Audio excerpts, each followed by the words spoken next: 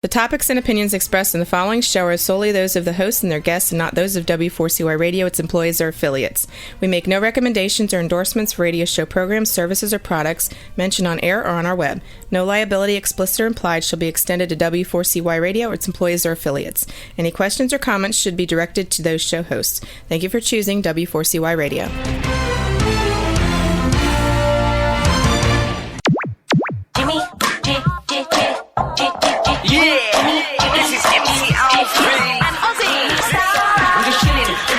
Sitting down and designing, where every man never thinking, what are we gonna be wearing?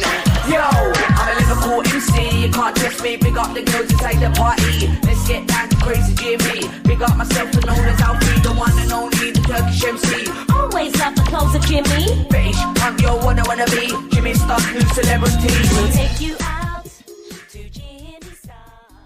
Hello. What's up, everybody? Welcome to the Jimmy Stars Show with Ron Russell, bringing you the good times in music, fashion, pop culture, and entertainment. We got a great show for you guys today. Going to be a lot of fun. We got the men from the Dynasty Legacy TV show with their new show, Cocktails with the Carringtons. It's going to be a lot of fun. And then we have Rusty Gilligan coming on. It's going to be great. Here we have Astro. Let's just say hi to everybody. The chat room's starting to fill up. Astro, sit. Let's start off with saying hello to my beautiful, cool, outrageous man about town co-host, Mr. Ron Russell. He always gets that right for some reason. I do. I can't help it. And then we got Astro. Astro, say hi to everybody. Wave. Look at Astro. Oh, he looks so cute on there. He's cute on anything. And they said Ron's hair looks amazing. What's up, chat room? Thank you. You know, I changed my style. This is my Tony Curtis look. Whenever I wore my hair like this years ago when it was black, everybody said, "Oh my God, you look like Tony Curtis." Now with my hair white, they say you look like Tony Curtis. But of course, Tony Curtis was not the most attractive man when he got old. So I don't. Not like you. I don't really get excited about that compliment anymore. That I look like. I mean, I loved him. He was a friend of mine. I miss him.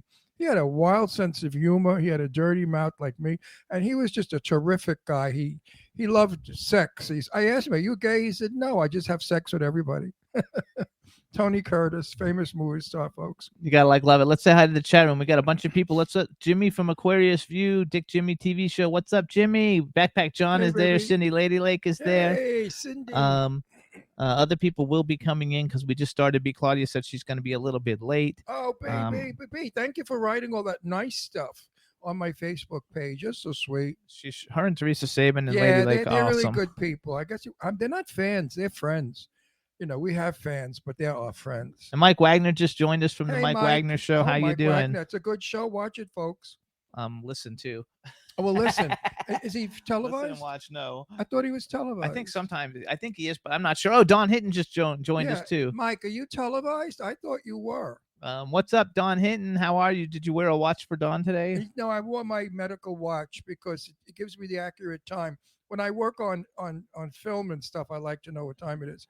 And I run over on the show, so I wear this because it's definitely, it automatically changes with any time zones there are. Not that you actually pay attention. No, to but my it. my other watches, you have to, turn them, twist them to get them to go where they're supposed to. Yes, that's funny. But this is my work watch. And also it keeps me to know my heart rate, my blood pressure, my breathing. It's a wonderful wristwatch. I suggest that everybody get one. I don't know what it's called. What is it called? A smartwatch or something? Yeah, it's a smartwatch. Smartwatch. And I think you should get one. It's a Fitbit watch, whatever it's called. Get one. They're really wonderful. Mike Wagner says he's on YouTube and over 30 podcast platforms. So there you go. Way to go, Mike. I knew he was televised. Of course he was. You gotta love it, you guys. So check out the Mike Wagner Show, you guys. He's also on all the major platforms like we are, and he's a great guy. Mm-hmm. Our show today is exciting and funny. When the boy, I know John James for quite a while now. I've interviewed him this is my fourth time interviewing him, and I know his daughter, and he's a sweetheart of a guy. He's really a terrific guy, and he's not a homophobe.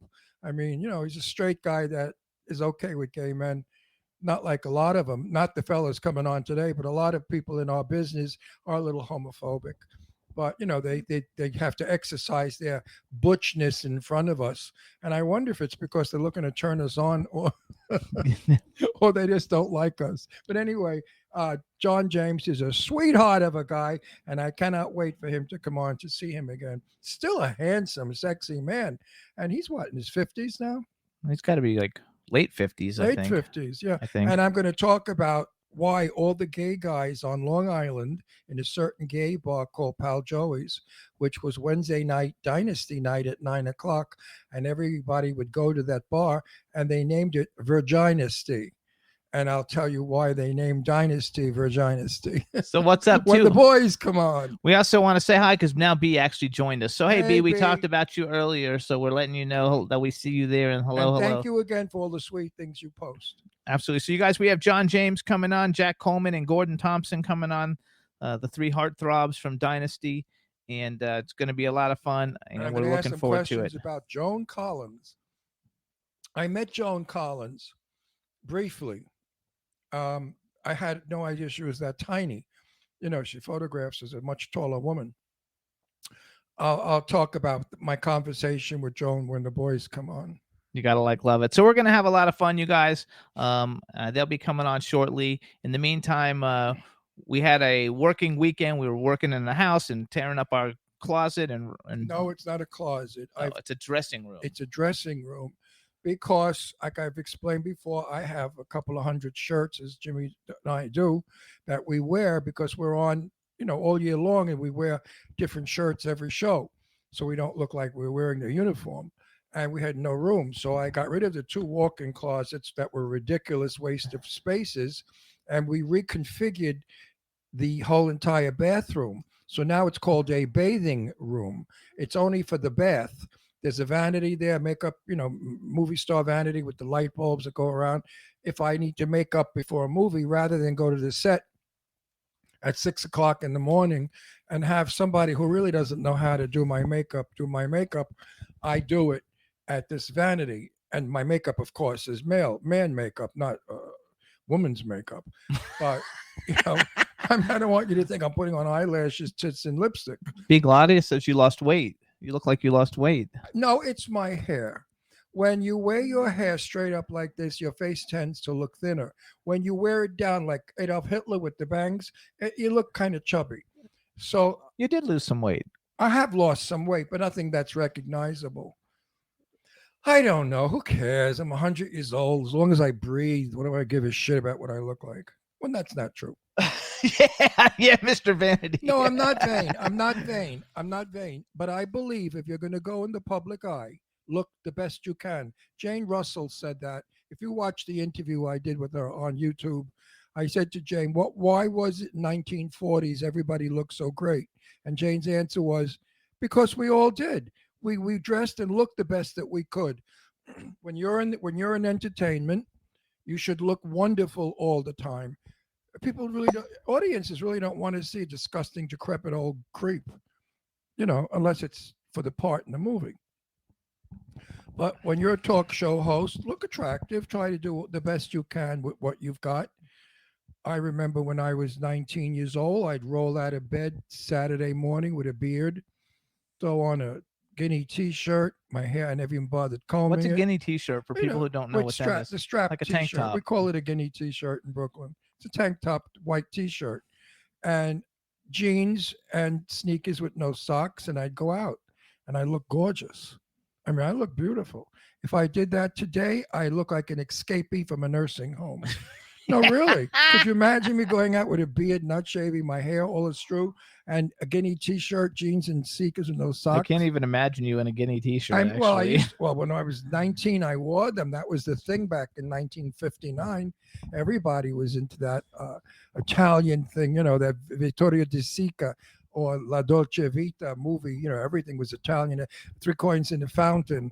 Everything was Italian. So I was Italian, and I looked very Italian. And in my Guinea t-shirt, I look sexy. As I said, now if I wore that, I look like I escaped from, Bella Vista nursing home. Oh, artist Miss Kim just joined us too. Hello, Hey, hello. artist Miss Kim. Anyway, everything is going well. Everything is going smooth. It's going to be 102 today in Palm Springs. But then again, next week it'll be 80 or 75. So the weather throughout the United States is very strange. New York City has been having 65 and 70 and then 30. I understand that the Middle America also have been having the strangest weather. One day extremely hot, the next day very cold. Oh, and look at Europe now. Paris, they were freezing to death in Paris. Paris went down to like 30 degrees or something. Yeah, and all the vineyards where the beautiful French wine comes from, they were afraid that the grapes would be destroyed, so they had smudge pots out there, which are garbage big pans, no, not pails, with fire in it to keep the grape plants warm. We used to do that in California until they outlawed it because it was causing all the smog. But now we don't have we have very few orange groves or grapes in the city area. You have to really go up north to see that. B says it's snowing in Germany. Yeah, I mean, the weather is insane, just insane. And then tomorrow it could be 100 in Germany. It never gets 100. I've been to Germany, but it gets about, I think Germany gets what? In the summertime, you get about 80, 85. I don't think you ever go up to 100. Do you, B? I don't know, B. Do you ever get to be 100 degrees? Did you ever have 100 degrees in Berlin or anywhere? We'll see what she answers. Yeah, I want to hear her answer because I know all the Germans used to run to Italy during the winter, and in the summer months, Italy is filled with Germans. They love the sun, and they come to bask on the beaches of the Mediterranean. I don't blame them. If I lived in Europe, I would be on. Well, I did live in Europe for a while. She says it's 45 in Boston and drizzling. See what I mean? The weather's weird. But who's that? Who said that? That's Miss Kim. She's in Boston. Kim. Great Italian restaurants in Boston. I used to go all the time. Oh my God, I used to go to the Italian neighborhood, and the food you could smell it when you walk down the street, and then you couldn't wait to eat it. Yeah, I eat. Oh, here, B. Claudia says 104. Oh, you've had 104 in Germany? That's shocking. I thought Germany always stayed on the cooler side. 104, that's interesting. But anyway, I identify all countries with food. So if you talk about France, I know my French places to eat. Talk about Italy, I know where to eat in Italy. Talk about Germany or Switzerland or Spain. I mean, it's really freaky. I should write a book about the best places to eat in the world. I've never been to the Orient, so I wouldn't know what good Chinese food or Japanese food places to tell you to go to. But anyway, so much for that baloney. I hope everybody out there is good, feeling great, and this COVID thing is slowly but surely disappearing, and I'm happy about that. And the new virus is not that detrimental, they say. You get it, you get sick, but you're not going to die from it. So I think things are looking positive. Now, if gasoline prices would go back to $2.50, we'd all be very happy. And of course, the cost of living is ridiculous. Food prices have tripled, gasoline has tripled, and housing has tripled. Palm Springs, you can't get in here for under $1 million. I mean, that's ridiculous. And in a house, I mean, you probably can get a condo or an apartment less. But if you want a freestanding house in a gated community, you're not getting in for less than $1 million. Teresa says we look adorable. And let me just do a real plug real quick, because two of our guests I think are already here. So hold on, we're going to do a quick shout out. Everybody, Lady Lake Music promotes David Martinez. He's been a guest on our show. He's a fabulous artist. Got a brand new song, Fast and Hard. Please check it out on all the different music platforms. And check it out. You can his Twitter is David Martinez. I don't know what it is. David Martinez MU. So check it out because we're big fans. We're going to be playing the music here soon, and we want everybody to support him. What does MU stand for? For music. It's short for music. Oh, you got to be kidding. They abbreviate music. No, so friggin' you know lazy. what it is? No, it's because Twitter only lets you have 14 characters. Well, screw Twitter. Tell them to, I mean, me and a bunch of people my age, we have no idea what MU means. We know what FU means, but we don't know what MU means. I mean, get with the program, baby. You kids out there, there are some seniors left. And we are here, That's just the Twitter thing. There's nothing you can do about it. No, but it stinks. I hate all the words they've changed and everything they've changed. Nobody writes in script. I wrote something in script one day to somebody, and they said, I don't read that. I said, what do you mean you don't read script? They said, no, we only read print. Okay, I said, you got to be kidding. So we're going to we have two of the three I think are here. So Roxy, let's go ahead and let's start rolling people in here and let's see what we can do. Who do we have? There's Gordon. Hey, Gord, how are you? Good morning. How are you both? Good. Fantastic. seeing- You good got a seeing- haircut since the last time we Yes. saw you. Oh, yes, thank you. I looked like the world's oldest sort of grad student. It was horrible. No, No, you it was don't. fun. No, you look like a very handsome gentleman. You Eh, don't look like an old whatever you. you said. There's Thank no you. such thing as the word old anymore. Ancient. No. Those words. Decrepit? No, listen. If the kids want to change all the words in the English language, us old bags are going to change the words old, ancient, dilapidated. All To that young stuff. and gorgeous. I'm going to be 82 in May, and I'm a very young 82. And there's no reason why you have to ever grow old, unless. So you hold get on, sick, let's of ma- course. well, But anyway, Gordon, you look sensational. you look fantastic. Thank I you. mean, I like the long hair, but I like the haircut You're too. still a handsome guy. Cut the crap. You know it. You have a mirror. There you go. Hey, Jack, how you doing? Let's make sure we can hear And you. I bet you the James. I'm good. Can you hear me? Oh, absolutely. Wait, I bet you. I the also broad- got my hair cut. I'm a little offended that nobody noticed. Look, we fucking haven't wonderful, got Jack. to you yet, Four Eyes. So knock it off. I'm like we're- 8 eyes. 4 We're, isn't talk- enough. we're talking to Gordon. Gordon, I bet you the broads still throw themselves at you. Say again? I'm sorry. I bet you women still throw themselves at you. Tell the truth now. Don't lie. No, they don't. Oh, They you're don't. full of You're shit. full of crap. I know they do for Jack because I've seen it. Yeah, all right. You down there. Take off the glasses. He's got a gorgeous wife, though. Women don't make Yeah, he does. passes. Beth Women is don't, absolutely beautiful. Yes. women don't make passes at men that wear glasses, but that's not true. A lot of women love men with glasses. They think they're intellectuals. Is that why you're wearing glasses, so you get ladies to look at you? Of course, for Christ's sake. Yeah. All right. It's, But, you know, that if- sexy if- librarian thing. The Yeah, best- sexy wait, librarian. no, the best way to get women's attention is to walk around with your zipper open. Oh, yeah. No, really, women will look and some of them will make a comment and say, "Sir, your zipper's open," and then you smile and say, "Did you enjoy it?" You know. But anyway, I cannot supposed to talk about that stuff You're anymore. you are a silver-tongued devil. I'm sure. Yes, that- You he better is. believe it. That's why everybody tunes in. They never know what You know, he's going to say. I did stand up. I'm in the business 64 years. I started at 19 and I did stand up for about 40. And I've never changed. My work became my personality. How about you guys? Do you believe who you were on Dynasty as who you are now? I don't think that applies to any of us, really. No. I, Betty you mean- Davis was Betty Davis. I knew Betty, and off camera she was Betty Davis with a dirty mouth. That was the only difference. She loved the word fuck.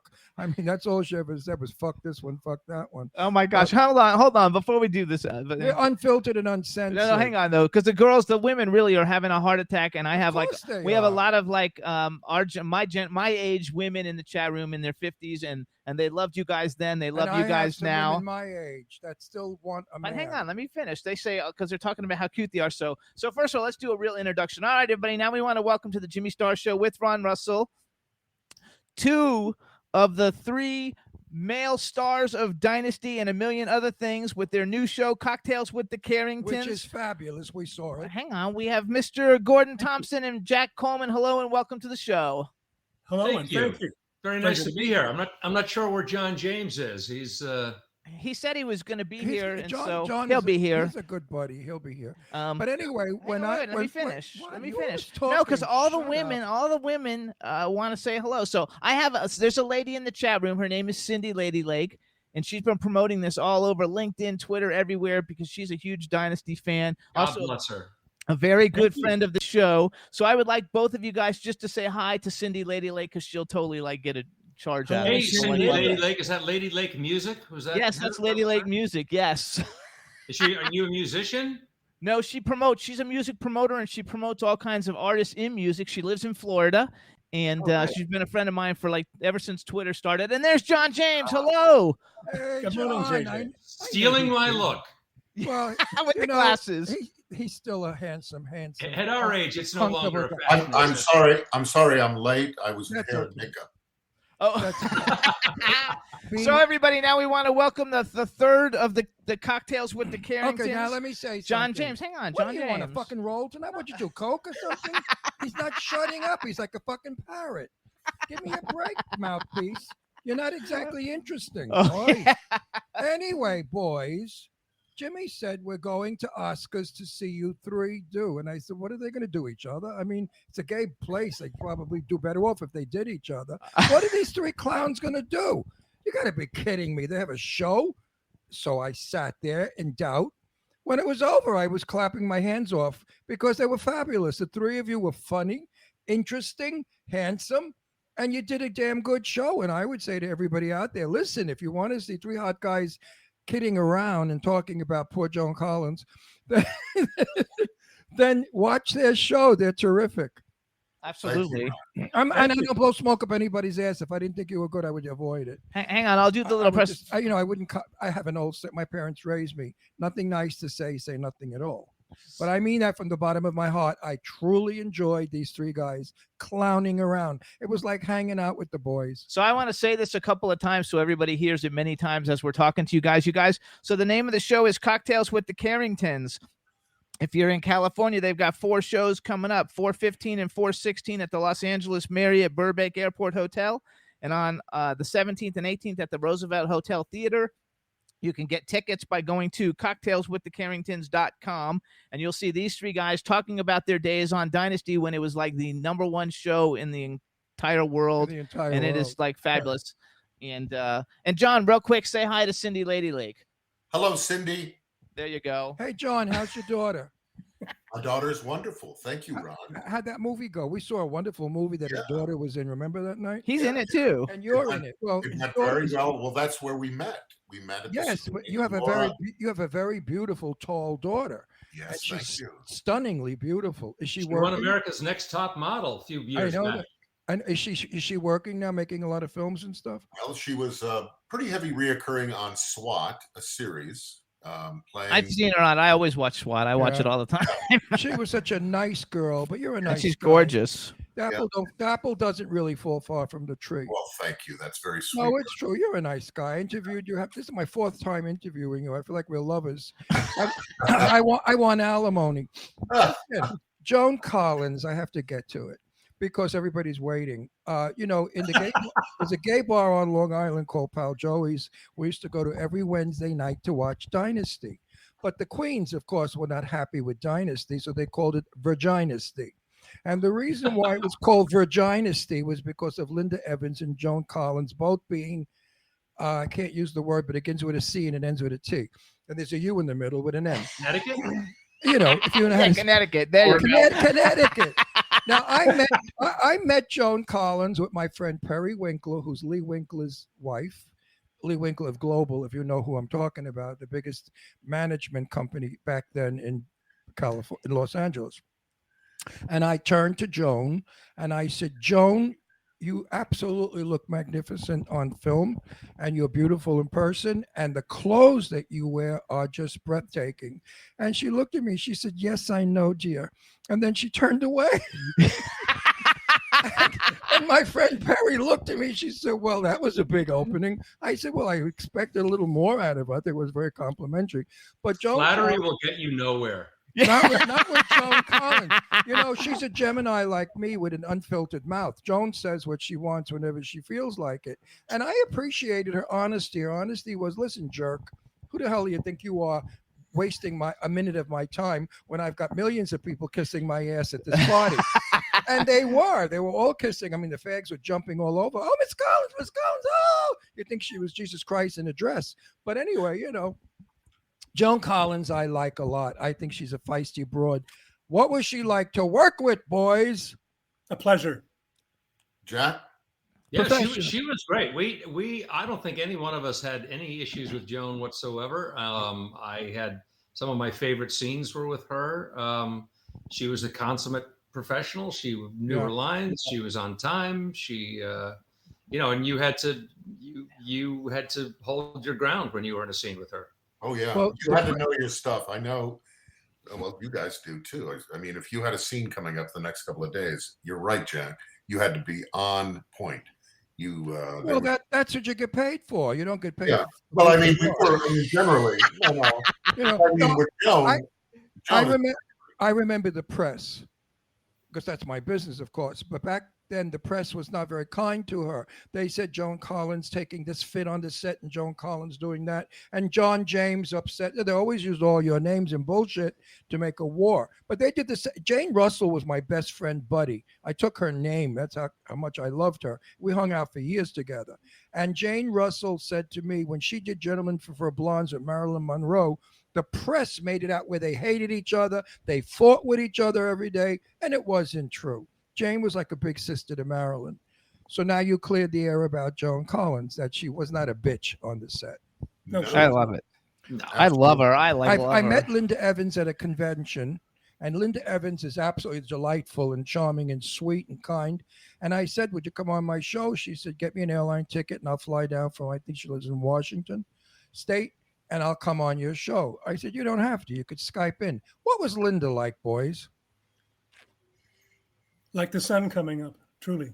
She was a sweetie pie when I spent a lot of time. I sat my ass down there because I was bullshitting with her like she was my best friend, and she was really very sweet. Very Oh nice. my gosh! If you guys see this, the comments in the chat room, everybody said, "How about if we do this so everybody gets to hear you talk?" Because they're like, "Oh my god, I love their voices. They are all still so sexy and everything."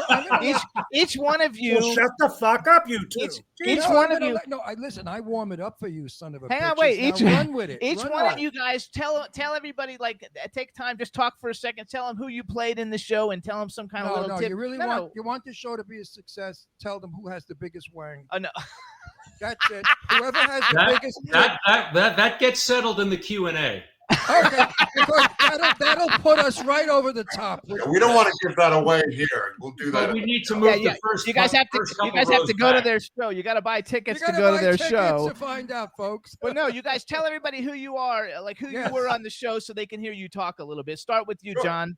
All right, my name is John James, and I created Jeff Colby, and I started on the show when it was a pilot called Oil, and starring George Papard. George was recast, and John Forsythe came in. So I spent almost a full 9 years with the show, 230 hours, and then I did 2 years with the Colbys when they spun me off in 1985, 86. I'm sorry, 86, 87, and then I came back to Dynasty. But yeah, I mean, I'm just so excited that we're doing this. I think that maybe we're on the leading edge of a trend where maybe the nightclub scene is going to be coming back, where people I wish. I mean, you know what I mean, Ron? A more intimate kind of a deal, and they get to meet people. And also we sing. We've added another song, guys, which is fantastic. Oh, that's good. Well, John, listen what I'm going to do. We have a wonderful nightclub in Palm Springs called the Purple Room.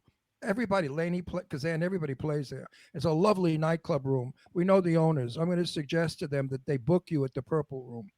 Please. Because I think it's no gay town. You're going to have the place packed. All the women are loving it. Okay, hold on. Let's go. Gordon. The gay guys will come to see these 300. So, Gordon, go back. It's your turn. Oh, okay. My name is Gordon Thomson, and I had the enormous pleasure of playing Adam Carrington, just about the nastiest individual on prime time. And it was awesome. It was a pleasure to play. It was the best part for a guy on the show. And I worked a great deal with Joan, which, as Jack and JJ have already ascertained, she was a pleasure to work with. And it was like, I don't know what the right metaphor is, but she was a real joy to work with. And Alexis's armor is what gave the press and the public the impression that she was a bitch. She's not. She, as I think Ron said it, forthright, certainly, but not a bitch.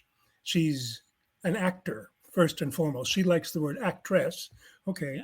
The old days, they do. That's what she is and always has been since she went to RADA in 50 or some damn thing. And she just to this day the idea of retirement is abhorrent to her. She hates the word and won't count it. So do I, and so should you. I'm not going to retire. I'm going to die, for Christ's sake. I'm going to die on a set. All right, so and the show, Cocktails with the Carringtons was actually put together. It was JJ's brainwave, and he contacted Jack and me, and we thought, God, yes. And with the help of a brilliant musician named Nick Marzak, who with Jack wrote the introductory song, which you guys saw and heard, and the new one, which is, it's going to have the audience singing along, I believe. Really. The first one was fantastic. When we saw the first one, it was I fantastic. think the highest rating Dynasty ever got was when Joan and Linda were beating each other up. I think you got like trillions and zillions of no, I mean really. And I believe Joan Catfight's very popular. Joan Collins made that show what it was. Before she came on, it was a good show. You all did a great job. But when she came on, she wasn't on from the beginning? No. She came in with a gorgeous hat. I never forget it, in a courtroom, a beautiful hat with black and white, drop dead gorgeous woman, greasy lips, fabulous and sexy. What a bitch. She was such a bitch in that show that we couldn't wait to watch her be a bigger bitch. And all the queens would be yelling in the gay bars, go girl, go, you bitch. Okay, I mean, it was a riot. Some of the audiences were better. Well, you know, Ron, yeah, they didn't have the role cast at the end of the first 13 shows. So when you see that lady walking in with the hat, you don't. Stunning, drop dead gorgeous. They apparently they were talking to Sophia Loren, a number of different actresses, and I remember driving down Sunset Boulevard when they told me that they hired Joan Collins, and I wasn't quite sure who Joan was because Joan, she was Red Velvet Swing. I know her for years. Well, you know, and then I looked up, and there's a billboard with Joan in black leather with a whip. Yep. Bitches, her movie Bitches. The bitch. And I went, oh, that'll be interesting. Oh, mommy. No, Sophia Loren would not have been good. In 1959, my first movie in my career was with Sophia Loren and Tab Hunter. So I got to know Sophia on the set. We shot in Long Beach, Long Island. And she was too sweet and too gentle to have played the part. No matter how they would have bitched her up, she never would have portrayed it as well as Joan. Joan Collins was awesome. Joan is just a snappy little bitch, and I adore her. I love watching her. She's still beautiful, even though she's a little older than I am. We watched a movie the other day that she was on She's Tubi. just a gorgeous woman. I mean, they say Elizabeth Taylor was beautiful. I think Joan Collins.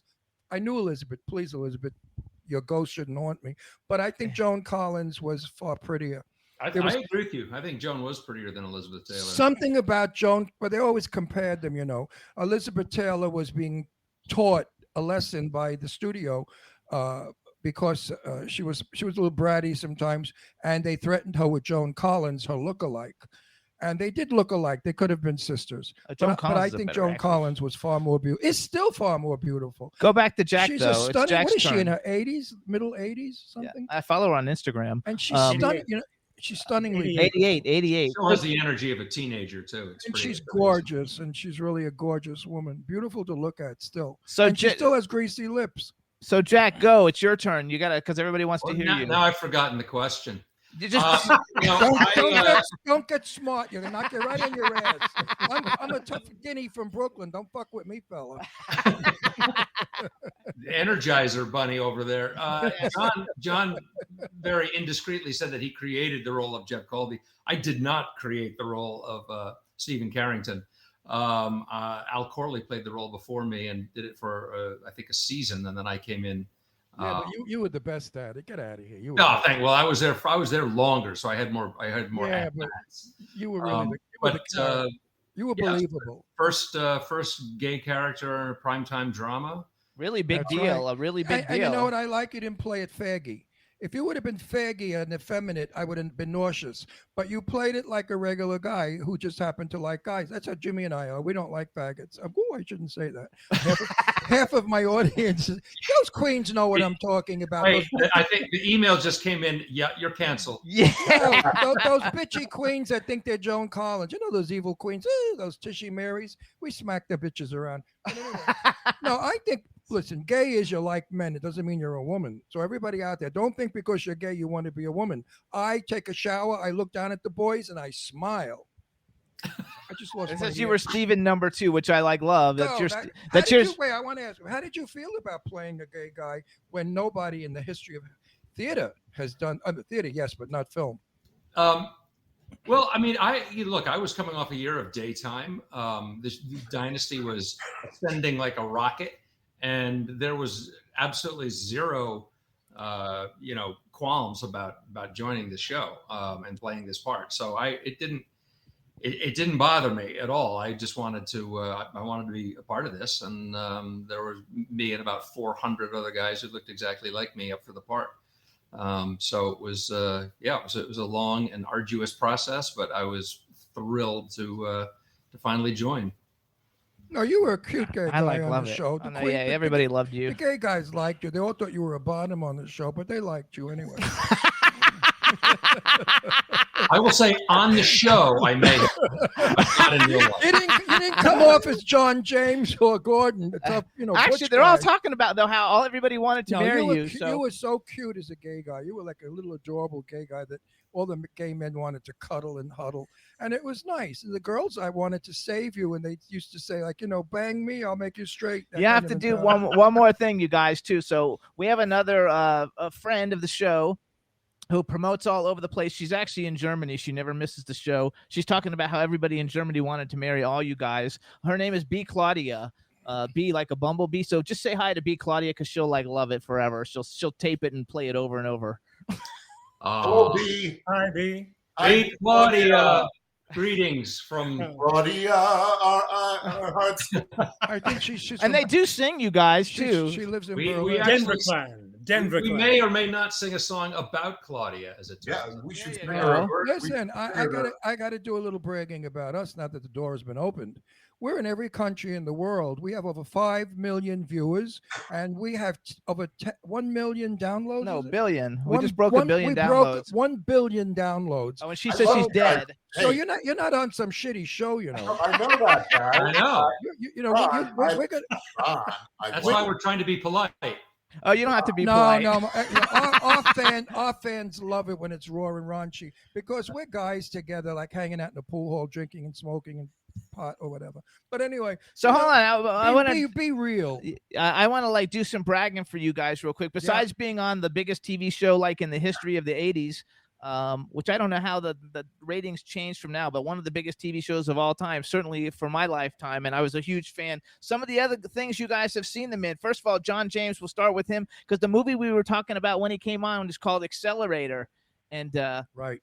he's in it. His daughter's in it. It's fabulous. It's a good film. They're also soapies, As the World Turns. It's funny because we went to the screening of Illegal Aliens, All My Children, The Colbys. He even did a horror movie, Evil at the Door. I wrote it down, but I didn't look it up. So I don't know if it's come out yet. But so John's been doing all kinds of stuff. And we want to reiterate that they've got their show, Cocktails with the Carringtons, that eventually is probably going to go all around the country because it's fabulous. Then we have Gordon Thomson, you guys. He's also Young and the Restless soapy. We love the soapies because we're friends with all the ones that live All here of in them, everybody. Days of Our Lives, Sunset Beach, which was a fabulous show. He did some episodes of Beverly Hills 90210. He was in Poseidon, Little Miss Sunshine, Winterthorn. The Vanity is the only one I hadn't seen before, but since you did a bunch of episodes, I put it on there also. Thank you. Good show too, actually. And then we have Jack Coleman, who actually do you have an action figure from Heroes? I do. I have to go get that now because I collect The only action figures. figure that I have an action figure from Heroes, and it is headless because my dog bit its head off. Oh, well, I'm going to no. go on eBay and get one. So you guys, he's got a show right now, Ordinary Joe, Castle, Heroes, Reborn, Burn Notice. I was on a bunch of episodes of that. Scandal, Vampire Diaries, Heroes, Kingdom Hospital. I lived in Miami, so anything shot in Miami, I'm in it. Were you in the last season at all? No, I was in like the very He first was a season. friggin' extra for 2 seconds. Hey, I was a featured extra. I got paid $300. Wow. Did you put it in the bank? Do you still have it? No, I don't have any of it. But anyway, you guys, these guys have been around doing lots of great things. You definitely want to see their show, Cocktails with the Carringtons. So, John, what made you come up with the now it's idea? my No, turn. wait. What made you come up with the idea, to do this? No, I want that's after. Let me get personal. Our fans want personal. They all love it when I ask personal. John, married, children, what's doing? We know he has a daughter. Married 30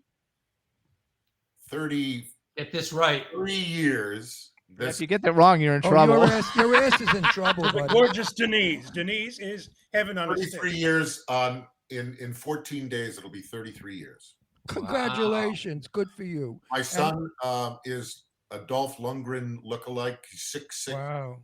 He's Wow. Air Force. He was Air Force Special Operations Command air traffic controller. Served for 10 years. Good. He's now an FAA controller. And of Wow. course, Laura is getting engaged to a young actor called John Michael Ecker, who was in Firefly Lane on Netflix. Oh, Very that's a good popular. show. We saw that. Yeah, he played the tow truck guy. Okay, cool. Oh, yeah. Okay. And he's now on his way next Monday to shoot 10 episodes for a new series for Freestyle, which is Disney, for a new series. And Good he's for working him. on Wonderful. Good. Good So for him. And she you did well in life. Career, family, marriage. Lucky you. Most don't. But anyway, Gordon, what's going on in your world? Girlfriend, boyfriend, sister, what do you got? Celibate? Well, you single, never and know with happily actors, so, you know. by the way. Oh, celibate, single, and happily so. Celibate and single. We could probably change the celibate thing for you with like anybody in the chat room. Well, you know. Well, you guys were there in Palm Springs. He was mobbed after the Yeah, show. I know. Gordon, JJ and I had to fend them off. That's Yeah. what made me think They he were won the trampling penis us to get to contest. Gordon. Yeah. Gordon, you just opened the door. You're going to have women now chasing you if you're available and single. Would you ever marry? Have you ever been married? I have a common law wife in Toronto who was probably the happiest relationship I've ever had. Right. But Maureen had a weight problem. Red carpets were not going to be for her. She was a wonderful actor. And we worked together for 16 years. Oh, that's But nice. then and anyway, that's it. Thank you very much. I So don't you, know you have anything- you have a best friend relationship. And how about you, gay boy? This gay boy or Hey, that Steven, fake No, gay? no. Did you Steven say gay Carrington. boy or gay boy? Fake gay boy. Fake Oh, gay boy. okay. Jack has a beautiful wife because I met her the I night know, in Palm I Springs. I do. know, I I've know. been, I'll have She been is married beautiful. 26 years in June. We have a 22-year-old daughter named Tess who lives in Los Angeles. And, Actress?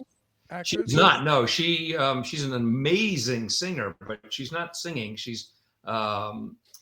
is managing a salon in Silver Lake and also doing all their online content. Okay, cool. good for her. That's what my 22-year-old is. And as for me, married 16 years to a woman, divorced, 2 wonderful children. My daughter Leslie is a antique connoisseur, and my daughter Deirdre is a lawyer. She Like a teaches, legal something. she something teaches legal. lawyers what to do. But anyway, so gay men. Wait, do what have- kind of law? What kind of role? I don't even know. No law. I Law. don't I know. don't- She works for. She- We don't She- even She know. does software that they don't know how to use, and she educates them on the new software that they can use to do whatever they do. But they're both beautiful. My daughter Leslie was first runner-up in Miss America, and she was Miss Long Island, Miss New York State, and Power's top model. And she's single, Wow. and I'm looking for a husband for her. So if she's a blue-eyed, green-eyed blonde Michelle Pfeiffer lookalike or Grace Kelly. Wow. Wow. And Deirdre is Rita Hayworth. We call her our Rita. She's in my upcoming movie that we're doing called The Gift of Magic. She plays Sean Kanan, his future wife. So hold on, you guys too. So And anyway, we have a lot of films and that, we're going to call upon your guys because now we know you as friends. Jimmy's producing so many films. I'm in a film now soon in Las Vegas with, what's his name? Nicolas Cage. Nicolas Cage and Keanu Reeves. So we name drop a lot because our audiences need that. They love it. So hang on, go So back. We do good films, and we're going to call upon you guys. I'm not bullshitting you either. You'll see. Awesome. In the chat room, they want to know like how was it like working with Rock Hudson? Oh, I loved him. We do a big segment in our show actually Oh, about that. As yeah. you remember, guys. I do know, but this is the fans in the chat room. So you got. I knew Roy well, and he was the sweetest guy in the world. I was in McMillan and Wife. So wait, one of the they episodes. give them a little. You don't tell them what you're going to say in the show. Just say yeah, it was cool, or just say something about it, just so people know. Rock was very, very cool, lovely guy, fantastic, serene presence. He was, of course, he died the year that he was on Dynasty. So he was not well when he joined the show, but he couldn't have been more of a gentleman. I know that Heather worked with him a lot and absolutely adored him. But yeah, he was just a lovely presence around the set. He loved to laugh. He was a practical joker. And when he saw you, he remembered who you were and all things about you. He wasn't a movie star.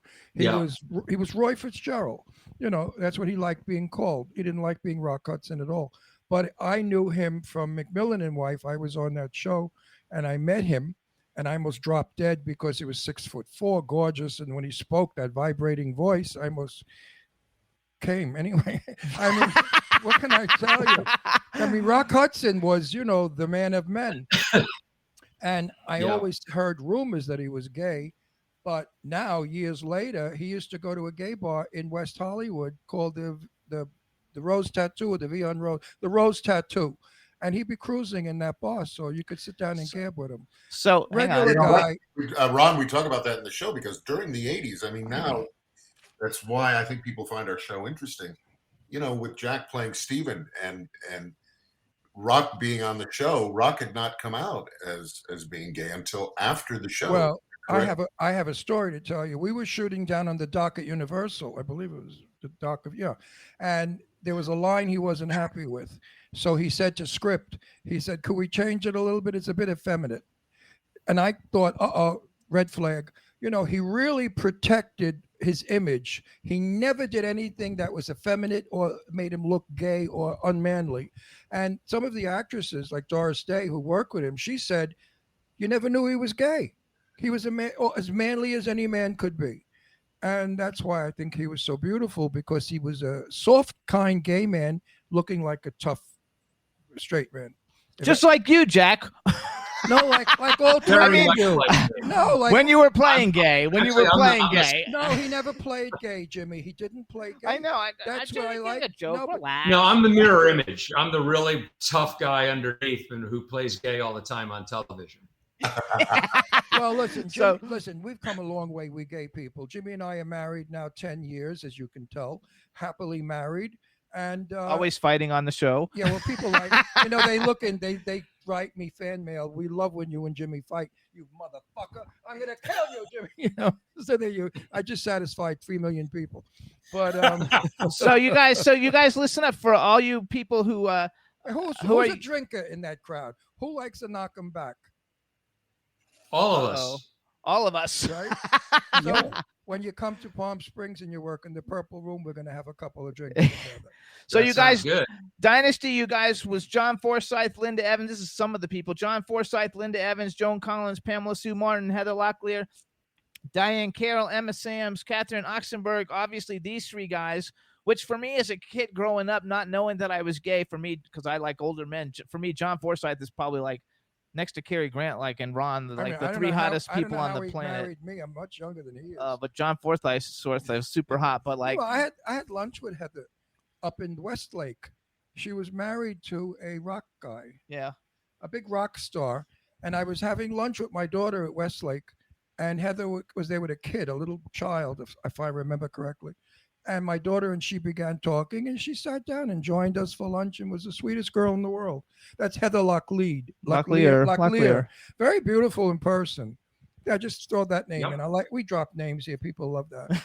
No, they really do. Well, you know what it is? We open the doors to the intimate Hollywood, and all of our fans love that because we bring them to where we go. Red carpets, events that we do, your show. You know what I mean? It's a very nice communication we have with our audience. So I have to ask Jack a question because the chat room is going crazy, and this isn't a Dynasty question. They want to know, how was it working with Jeffrey Donovan, because you had very intense scenes in the last season of Burn Notice. It's funny we had a Burn Notice crowd here. You must have a lot of fans in Southern Florida or something. We have over 5 million, my friend. Over 5 million. Yeah. I had a great time doing the show. I did the whole last season of it, and Jeffrey. My first episode, Jeffrey directed, and he was an absolutely fabulous director. And he's doing great now. He's in all kinds of stuff. He's in the new new Law and Order. Yeah, the new Law and Order that just started last week. I love it. He was. I had a great time with him, and I really enjoyed his work as a director. He's a fantastic director. So did you guys all get along when you first met on set, like when you first started working together? Absolutely. We all bonded over our hatred for John James. Well, I could Kept the understand. rest of us jealousy. really tight-knit. No, it was penis envy, and I can understand that. No, Jack won. I think Gordon wins that one. Gordon won No, that It's one. all That's the why same everybody thing. was chasing As I him. said, that's all settled in the Q&A. We Wait, back I up the ha- first I couple have of to- rows, and then we let it out. I have to say something for our audience. When you're an actor, you act. And when you're on set, you work. You can hate the person you're working with, but you can never show it because the camera will pick it up. So it's better to be friends with everybody on a set. When I'm on a set working, I talk to everybody. I'm friends with everybody. I'm liked by everybody, even the food people that give you that crappy food. And They get better food because they're on bigger productions. No. So when you ask a question like, "Did you get along on the set?" The answer is you're being paid to, and you have to, right, boys? Yeah, that's No, pretty there's much no- it. no Luckily, personality. We did get along. This whole tone of the set was set by John Forsythe. John was, and we talk about this in our show as well.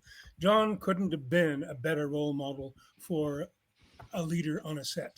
And he set the tone, the professionalism, attitude. And when you say the cast of Dynasty or the show of Dynasty, you see the people on screen.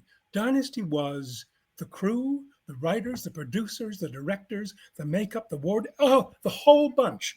I don't know, 200 people or some damn thing, who made that show. It's not just us. Absolutely. It's everybody absolutely. involved. And I think also the detail that they put into it. Aaron had a certain look that he wanted for the show, which I think was very reminiscent to the Universal Studios pictures back in the 50s. Totally, completely. Very rich colors, very Totally. well lit. And I remember one day, And the sets were beautiful. well, this is going back to the day single camera, not like today where they have 3 or 4 video Right. cameras, single camera Panavision. And I remember one day we did 56 setups in a day, Wow. which is, for people who don't know, setup is they shoot this way, then they turn everything around, Right. rewrite it, and shoot that way. That's 2 setups. Over the shoulder, side view, a close up. 56 in one day. I mean, a lot. we just cranked on that set, and we were there all the time. During the winter, when the days were short, you'd leave before the sun comes up, and you'd walk out of that studio At night. back into night. Yeah, but you know, John, the hype of being on that show gave you guys the energy to work. I know if I You guys was are on, like Michael Jackson. no, wait a minute. I'm speaking rudeness. If I was on Dynasty, I wouldn't complain about working 18 hours. I wouldn't complain about anything because it was a wonderful project to work on. None of us did. I mean, it was like being shot out of a cannon, Ron. because Absolutely. When the show, look, we talk about audience today. I think, what was our audience, Jack, on the multi- Millions Well, the and big millions. episode was like 60 million. But we 60 got around million. 50 million. That's like the Yeah, Super 60. Bowl. Yeah, Bigger, it was. bigger, bigger. Yeah. And I think it's one of the top 10 rated as far as audience numbers shows. It's one of the top 10 in history. I wish it I would. think the I biggest wish show it on would. television now is NCIS, and I think it gets 16 million. I wish Yeah, they so would. that's I like wish nothing they in would. comparison. I wish they Mark would. Harmon. I wish they Which would one is bring. that? I wish they would bring Dynasty back. The They did. rerun. Well, they not the new one. It stank. It was horrible. But Oh wait, what did you guys it think of it? wasn't Dynasty. You know, Gordon, what do you think of the new? Here's where we cut to Gordon. Here we Okay, go. Gordon, tell us what you think of the new Dynasty. It's an abomination, is what it is. Absolutely. You know New York what? Times quoted me, I'm proud to say. Oh, Because good it for is. you. It's a piece of crap. It's crap. Absolutely. You know what? And Heather had a wonderful point to make. We all got together for MSM's long COVID fundraiser about, I don't know how many months ago. And I said how awful I thought the new Dynasty was. And she said, well, every generation deserves its Dynasty. And absolutely they do, but it should be at least as all the production values should be there. It wasn't. There was no glamour, no energy. The writing It is was appalling. crap. It's just shit. Yeah, it's shit. It was. You know what? You know what? Wait, let me say something, boys. In Italy, and I've lived there with my grandmother for a year because they sent me there to be straight. Meanwhile, the gay Italians were gorgeous. But anyway, opera, Madame Butterfly, will never be changed. If you try to duplicate it, you don't have Madame Butterfly. You have some piece of junk. The Italians know to leave well enough alone. Too bad the Americans don't. Writers out there stink today. Most of the writers, they write crap. People shitting on toilet bowls, wiping their ass. I can't believe I saw Julianne Moore doing that in a movie. It was appalling.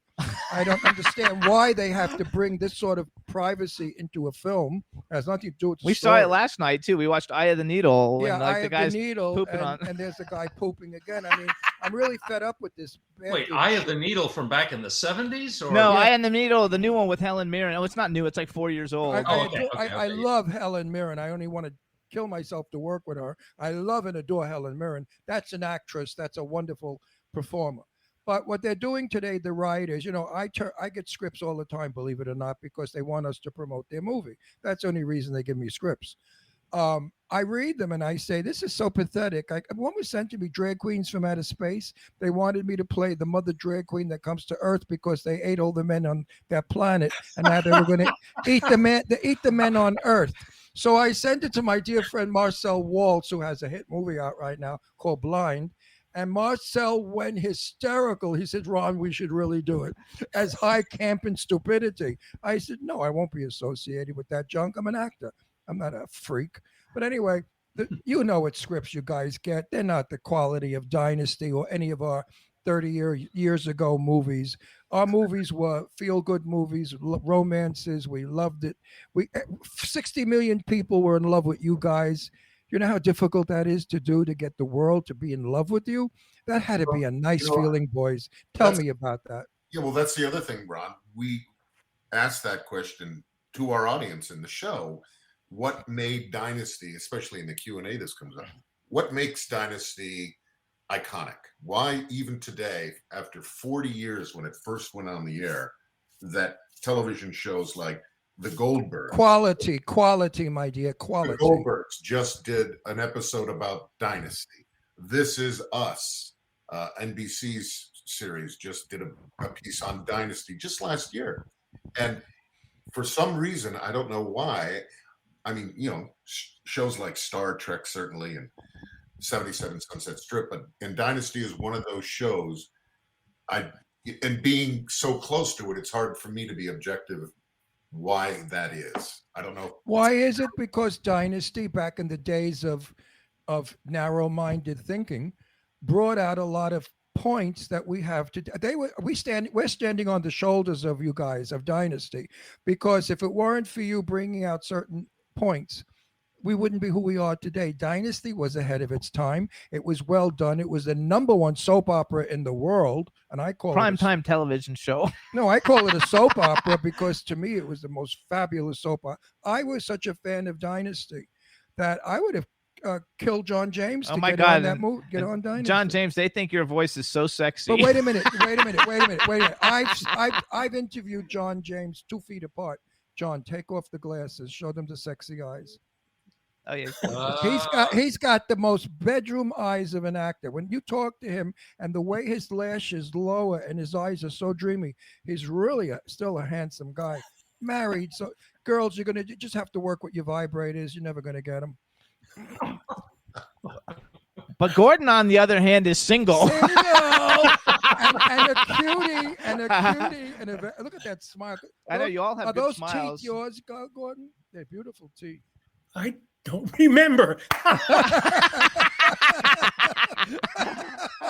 I think you guys are terrific. And it shows in your show because your personalities all bloom together. And I saw a couple of moments where there was a bit of a hesitation. And I said to Jimmy, they're going to iron. That was their first show, I though. know. They're going to iron that out. But all in all, it went very quickly. I wasn't the least bit bored. I found it to be funny, sweet, charming, warm, loving, kind, friendly. I think your audience. Interesting. No, I think your audiences will feel you're their best friends and they're spending time with you. You really connect. Like I have a saying when I do this show, I tell a lot of our superstars, make believe you're in Brooklyn in my project apartment having coffee and Entenmann's crumb cake with me. And when our stars do that, our audiences love, like right now, this show is going to go all over the place because it's such a warm, friendly hangout show. And yours is the same. No, yours is the same. Tell Ron and Jimmy, Jack and Gordon, what I said when I first called you. What was the most important thing about doing this venture? Well, you said the most important thing was to make this a show, not just a boring like after screening. Yeah, exactly. The other thing is, when we first did it, we called it, somebody else named it for us, Our Dynasty Tales from the Set. But we changed it to Cocktails with the Carringtons, because that's really what it is. It's a dynasty party, which is what Gordon added, that which we love.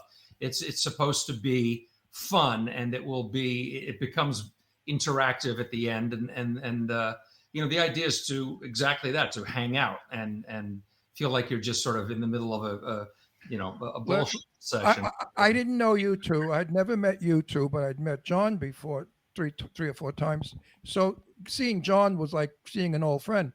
Suddenly, you guys became my friend, and I think the audience felt the same way. You really project hanging out with the boys, and I love that about your show. Thank you. That's what we need today. We need camaraderie. We need togetherness. We need to appreciate one another's talents. And you certainly do a good job of it. I can't praise it more. And I'm not bullshitting you. I mean, people, go see this show. You're going to agree with me. Absolutely. I mean, I've been to a couple of, I was once a movie star show, where they talk about who they were and whatever. And I wanted to say, please, get a life. It's over, baby. It's over, baby. It's over, baby. Dream on. I don't want to mention who, but she was a woman and a friend of mine. And I told her after the show when I went in the green room, I said, "What the fuck was that all about? Was it? What are you looking for? Oh, you're looking for work? Oh, I mean, she could take it. She had a filthier mouth than me. I said, "You're looking for work?" I mean, it was like a commercial. So hold on, She said, okay. What should I change about it? So you guys Wait a minute. I speak. You're so fucking rude. Didn't your mother teach you not to interrupt? I never. Anyway, now you made me lose my train of thought. There was a good point I was bringing out. Oh, wait, forget it. That's okay. First of all, he steps on my lines all the time. They want to know in the chat room how come. First of all, John James, Go see the show. John James is on Instagram, you guys. He's at John James _JJ. Jack Coleman is at the Jack Coleman. And Gordon is not on Instagram, and they all want to know how come you're not. Because he's smart. Because I loathe this whole digital world. I hate it. Frankly, I would take this computer and put it on the road and run my car over it. I would also. You and Ron. I hate the world of today. I like answering service. So you guys, they also have. Gordon would put his computer on the road and run his horse and buggy right over. Yes. On the way to I'm the writing letters, fundraiser. a piece of parchment, and a quill, and I'm happy. You see, folks, this is what you get if you go see their show. It's a laugh a minute. These guys are funny. They're warm. They're loving. I can't talk about this show enough, and I'm not doing it to be a liar, because if I thought it was like a piece of shit like my friend's show, I would just say, go see their show and let me know what you think. No, you guys are gonna love this. It's a good show. Again, you go to cocktailswiththecarringtons.com. That's where you get your tickets. They've got shows April 15th, 16th, 17th, and 18th in the Los Angeles area. Do all you guys live in Los Angeles someplace? You don't have to tell us where. Not JJ.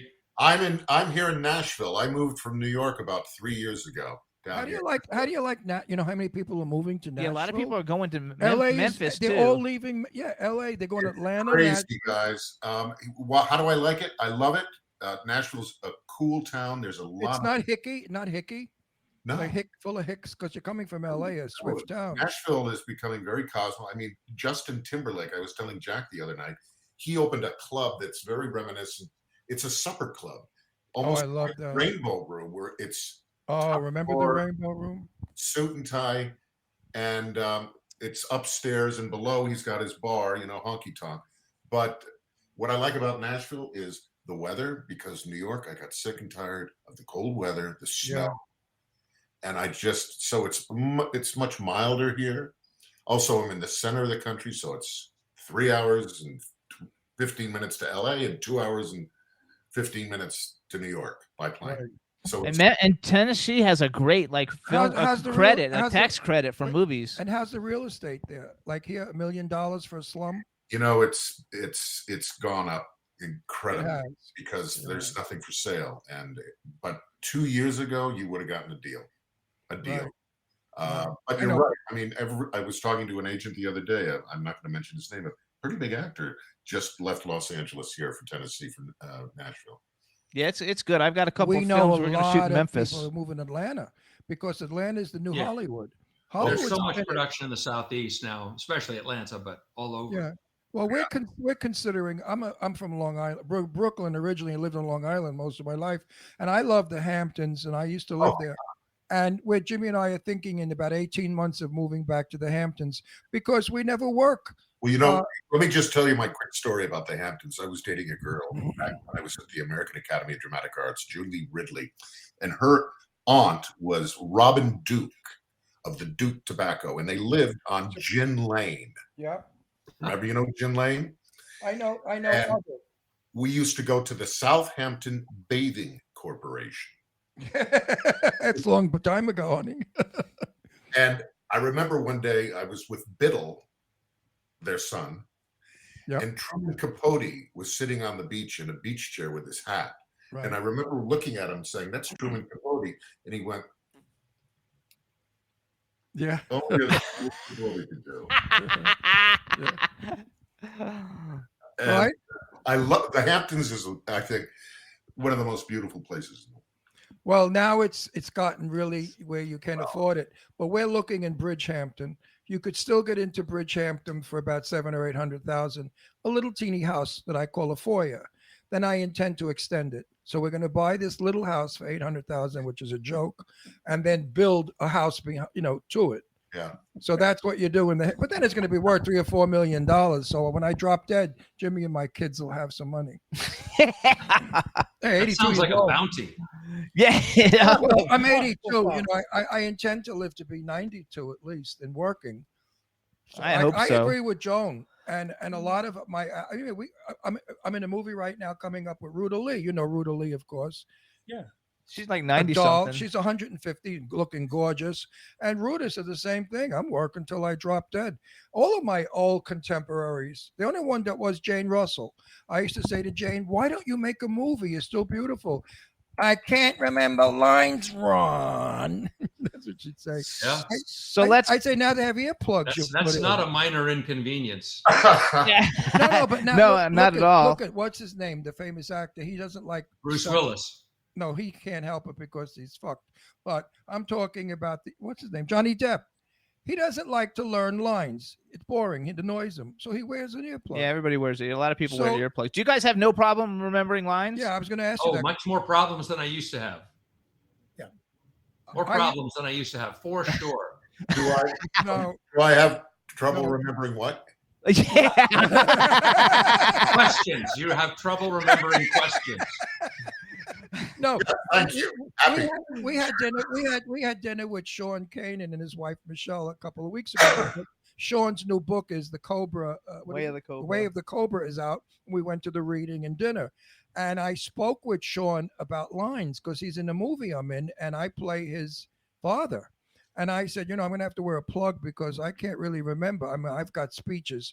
So Sean said, "I just finished 40 pages." I said, "What? You had to learn 40 pages?" In He like said, one "Yeah." day. He said, "In a day because it was all rewrites." I said, "I would drop dead. I couldn't. Could anybody out? Could you guys do 40 pages I bet in you a I day?" can. I did.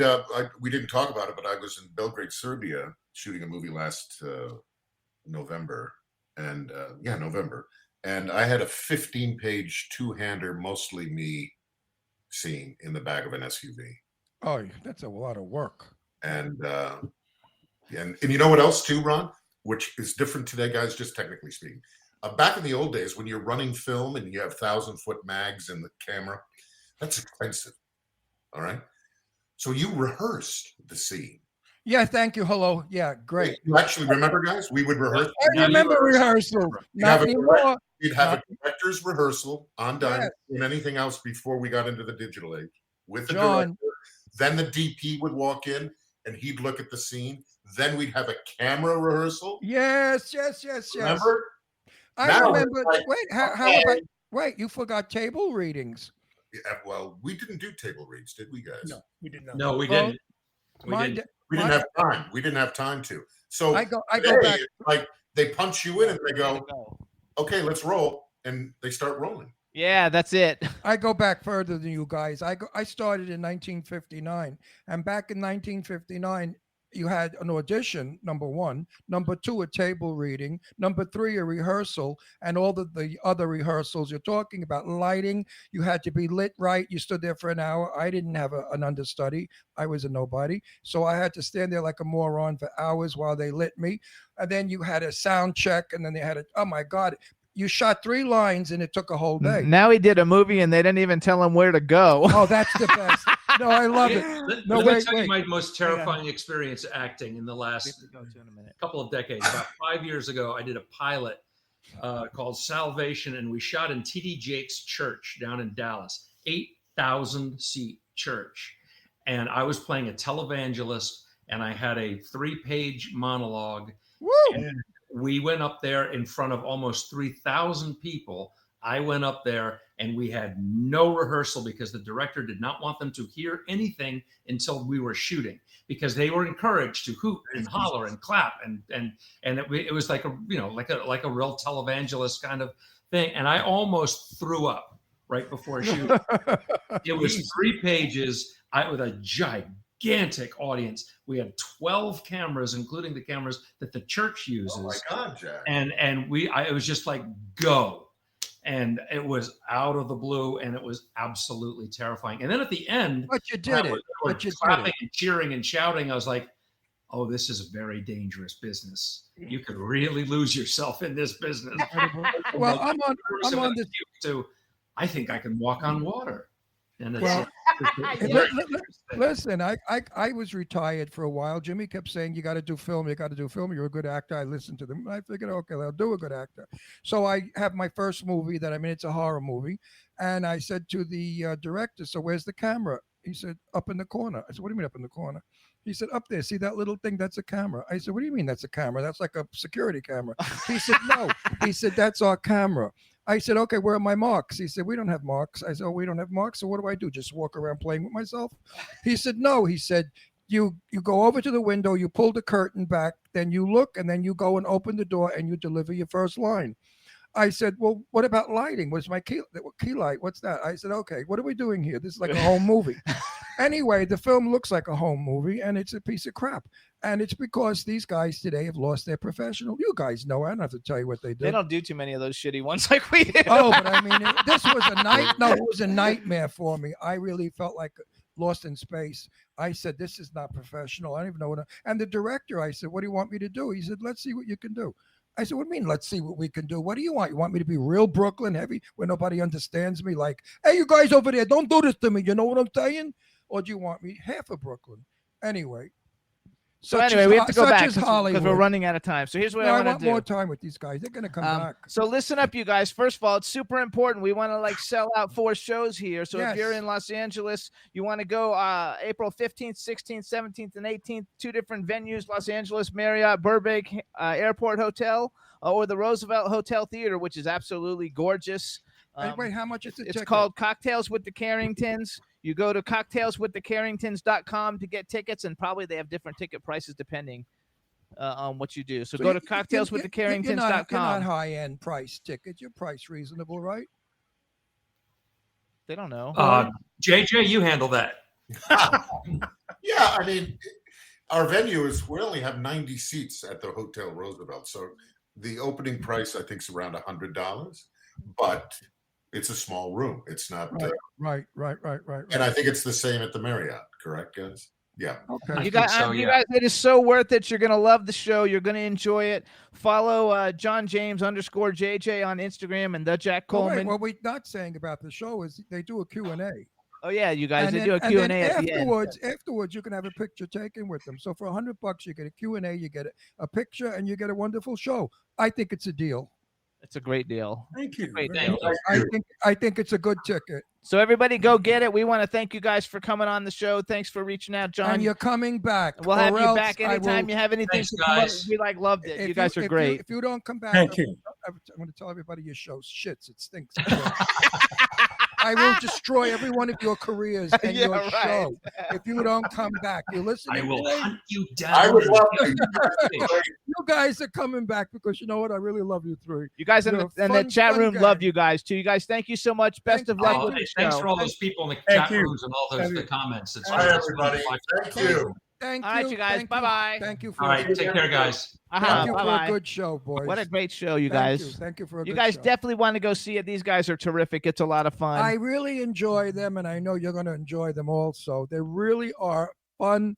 It's a family it's a family show. Absolutely. And we're You gonna gotta take we're gonna take a quick music break, you guys, and then we're gonna come back with our next guest, Rusty Gilligan. Let's do the Jimmy and Ron song by Twism.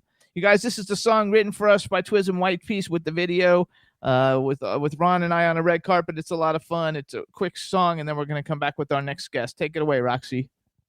So right can turn out to be so wrong. Yeah, we in the mix. Yeah, we in the mix. It's another episode. Here we go. The Jimmy Star Show with Ron Russell. Interviewing the hottest, newest, and truest up to date celebrities. Make sure to subscribe so you can get notified weekly. Jimmy Star, he's the king of cool. Ron Russell, he's a gorgeous dude. Chat room is live and you would be a fool not to vibe with us at the Jimmy Star Show with Ron Russell. Come watch it live on W4CY Radio. Miss some past episodes? Download on iTunes. The Jimmy Star Show with Ron Russell. It's the Jimmy Star Show with Ron Russell.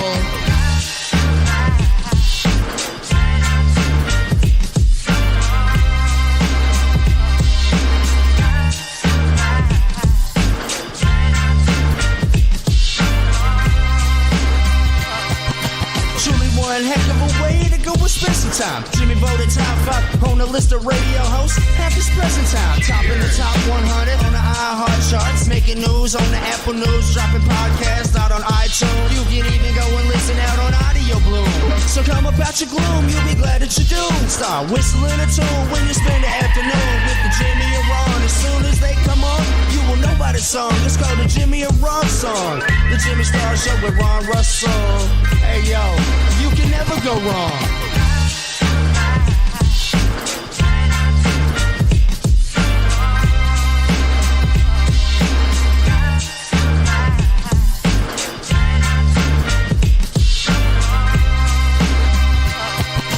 Did you catch the newest episode, The Sun? And did you hear the celebrity gossip that Ron Russell got the inside scoop on? Man, the show got everything. So many guests that impressed, from saxophone players to scary movie stars dressed in their best dress.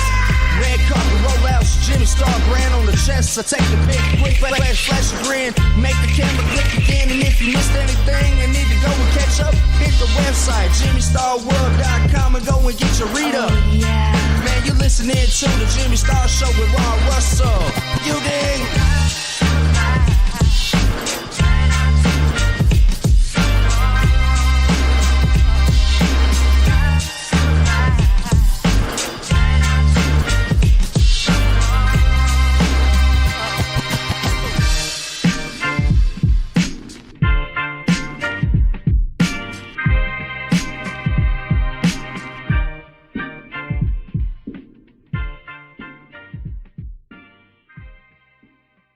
Yeah, everybody. All right, now we're going to bring on our next guest. Let's see if it all works. That was the Jimmy and Ron song by Twism White Piece that we closed the show out with. We love it.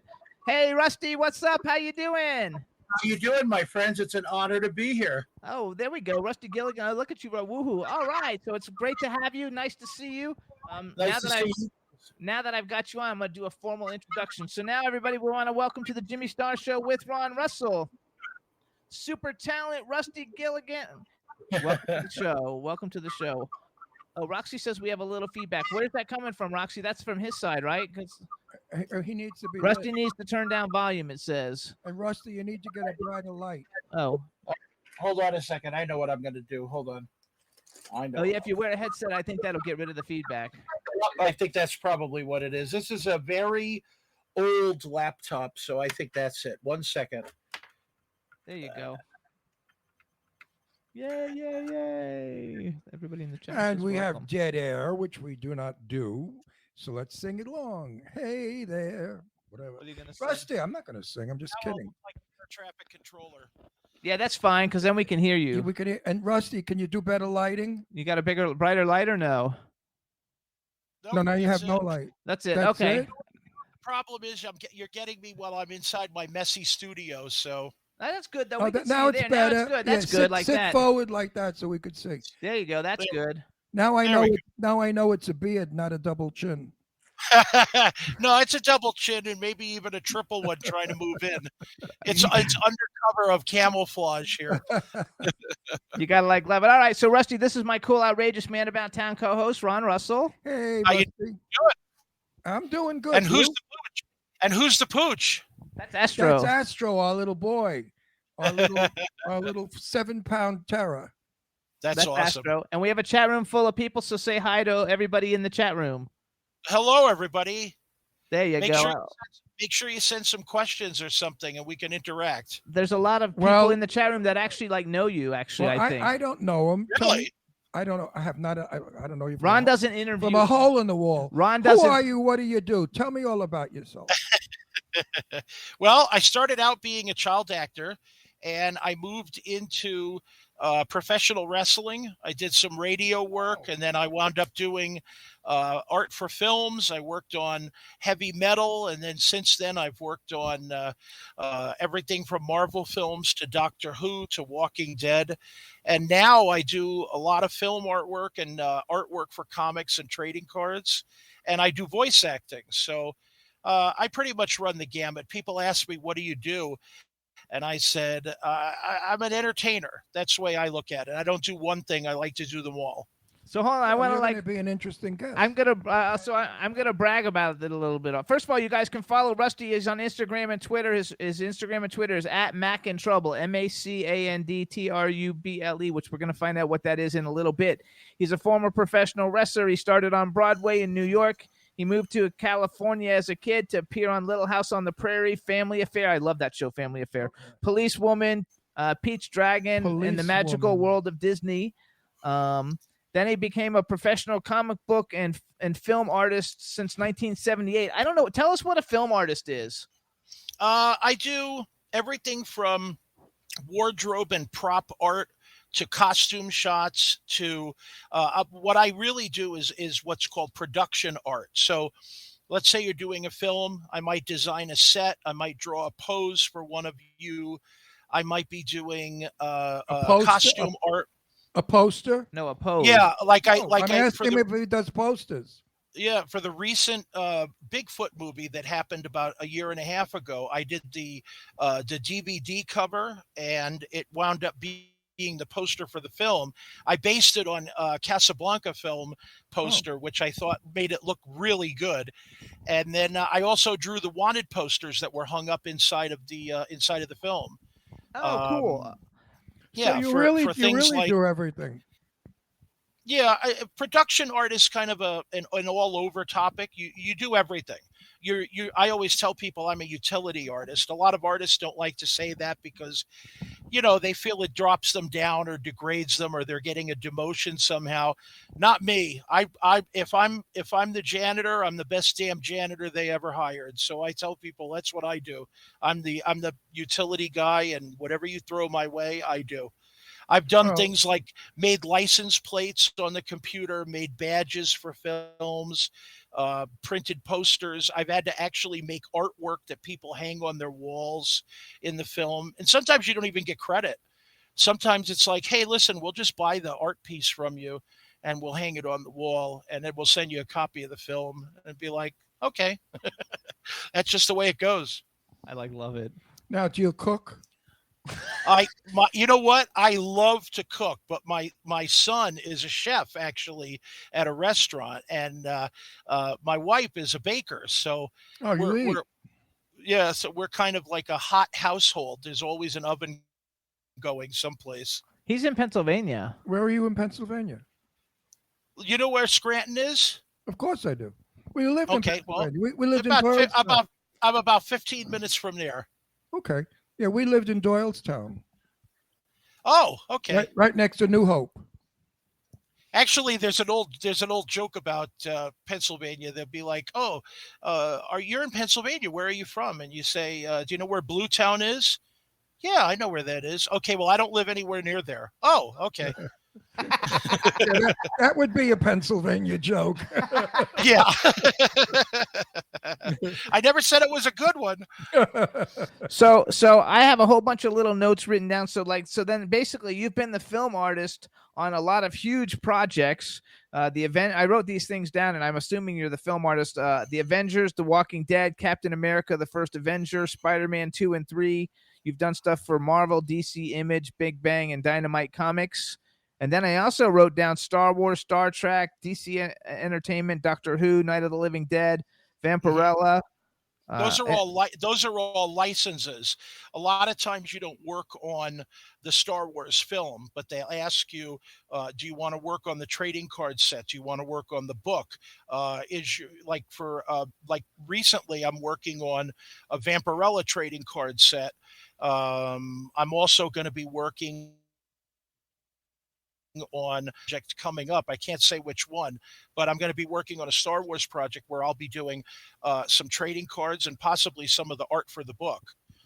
So licensing is so brutal, because you could be the best artist in the world, and then the licensor turns around and says, oh, I don't like the color blue in the background, and they'll literally rip up the whole card and throw it away, and all your 3 hours of painting is down the toilet.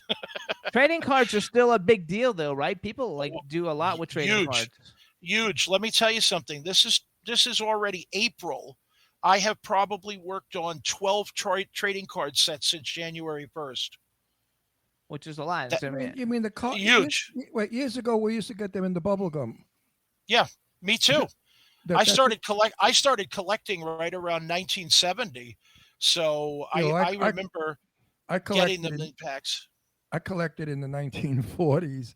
I'm sorry I don't have it. I had a Babe Ruth bubblegum card, and I had a Joe DiMaggio card, because we used to have all the baseball players in the bubblegum package. Right. Of course, I never kept them. Stupid me. I actually had a check that was an actual bank check that was signed by Babe Ruth, because he was paying his electric bill in New York. And it was fantastic. But I'm one of those collectors that I don't keep stuff for very, very long. I had it. I donated it to a charity. They raised money. I was happy, because with all the work that I've done, and it's not meant to be bragging or anything, but I've done a lot of projects where sometimes I'm not even named, and they just give me stuff. Copies of the video cassette or the DVD, props, autograph pictures. I have no room for everything. I would literally have to take out another house to fill it with all of the stuff. So I love that stuff. I just keep it. Yeah, but it's great. It's all tchotchkes, and I can't really do anything with it. So rather than it sitting in a box, hoping, and hopefully its future doesn't include a moth or a mouse somewhere along the line, I figure the best thing to do is just donate it. Let's make somebody, make some money off of it and put it to good use. That to me is more important. I do a lot of charity. I would probably say 30% of what I make, I do charity, especially animal charities. I love animals more than anything. We do too. We have 3 rescue dogs, and we work very hard for it also, for people to rescue dogs. There are so many out there that want to be loved and are needed. Right. Well, I'm hoping that this one project that I have coming up at the end of the year, it's a Christmas project, and I'm going to be doing like 13 or 14 pieces of artwork, and it's going to be donated to an animal rescue charity overseas in the UK. And their charity runs a little differently. Over here, hey, Ron, you want to donate a picture? Yeah, sure. I'll draw up a picture and I'll send it to you. And then you got to fill out a form. How much is it worth? Custom type, form, even though it's here. All this other stuff. You do something over in the UK, it's like you have to leave them the rights, and is it going to be an NFT and blah, blah, blah. Who gets it when it gets, when if you draw a picture and it goes in a bank and they tear the bank down. Does the picture go back to you, or does it get sold and move on to something else? Too much red So what tape. I do is, right. So what I did was I put all the damn things in an envelope, and I said, here's what I'm doing. I'm giving it to you, and then you go ahead and fill out all the crap, and I'll talk to you later. Exactly. So you That'll get a lot of people not to want to do it. You do a lot of your own art. So tell us what Mac in Trouble is, because I want to go into the. You brought up NFTs, and I know you got an NFT coming out at the end of the month. So is it? Wait. I think we should explain to the audiences what NFT. They all know. They're all writing in the chat room. You should be doing NFTs. Yeah, but there are people NFT out is a there that don't non-fungible know. token. It's a way to sell. I don't even know how to actually explain an NFT. I guess our guest can. I've never done anything with NFT before. I'm not a digital person. I do all art by hand. I do trading cards. I do coloring by hand, some of the larger pieces. I will do digital coloring because the press, the printing press, they usually think that it's a little bit better to do that because there's, when you do your own colors, it's uneven and there's tones to work out and on and on and on. So the printers don't like to do that, but I do everything by hand. So I was talking to a good friend of mine, Stacy Toy, and she turns around and she says, "She's been a guest on our show too." Yeah, I love her. She's great. And she really is. And her and her partner, Gil, they say, well, we're doing the NFTs. And I was really happy to be invited to do work with them, especially since this is new territory. This is, for me, this is just complete, new country. And I've never done it before. And I'm hoping that it becomes very entertaining because my goal is I don't care about, success or fame, because that's what I see a lot of NFT artists do. My thing is I really want to entertain and hope that somebody enjoys it. So I'm hoping that they're going to take these new pieces. They're starting out with a series of artwork that I restored. And then later on, they're going to be doing pieces based on my work. So here it is, I'm really you guys. happy about that. What does NFT mean? NFT stands for non-fungible token. Non-fungible means that it's a completely unique token, means that it can be transferred on a blockchain. Essentially, NFTs are assets that carry a unique digital identity and can be traded between users on a public blockchain like Tezos. Common examples include artwork, trading cards, comic books, sports collectibles, games, and more. So I have no idea what he just read. That's okay. Whatever it means. The audience does because it's like the hottest thing now. It's what everybody's doing. So wait a minute. It's like eBay. No, it's you're selling instead of selling the actual picture, you're selling the actual digital picture, not the actual picture. So you're selling a the copy. Way it was, the way it was explained to me was you have a piece of artwork, and what people are doing is they're buying like stock in the artwork. In the print. Right. In the digital piece. So let's say, for example, you have a picture of the Mona Lisa and there's only 100 pieces of it available. Each person owns one piece. If they bought one, they can buy more than one. And then after 100, that's it. It's limited to just that. Okay. So sounds like a racket. It's like stock. It's like buying stock. Another new racket. It's like stock. It's like buying stock in a piece of art, really. Well, right. That's about it. Doesn't make much sense. Well, like one of my clients just sold theirs for 1.3 million. Like they're making tons of money. So it's a way to make money. So just like Teresa said in the chat, art that is digitally preserved on the blockchain forever. Yes. So that's very cool. So tell us what Mac. First of all, he's working with Stacy Toy, and they're from NFT Drop. I want to mention that because if anybody's interested in if anybody has anything worthwhile to turn into an NFT, they're like one of the best companies to do it with. It's called NFT Drop. So tell us, what is Mac in Trouble? Well, it's a very, very long story, but I'll make it longer.